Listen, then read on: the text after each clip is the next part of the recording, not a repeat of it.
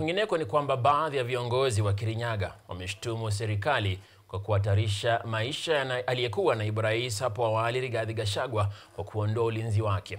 Wakiongozwa na mwakilishi wa kike Njeri Maina na seneta Kamau Murang'o, viongozi hao walimkemea Inspekta Jenerali wa polisi Douglas Kanja kwa kumpuuza Gachagua licha ya malalamishi yake.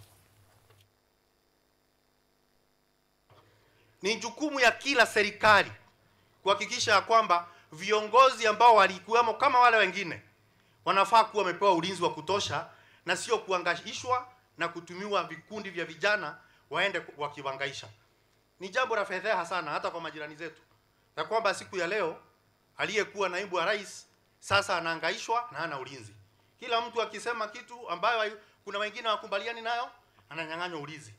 Lakini tumeona kuna mtindo ambao umetokea ya kwamba Rigathi Gachagua akijitokeza kuzungumza popote wanamtumia wakora hadi kwenye kanisa. Jamani, kanisani ambapo ni mahala pa amani, ambapo watu wanaenda ili wapate kujaliwa.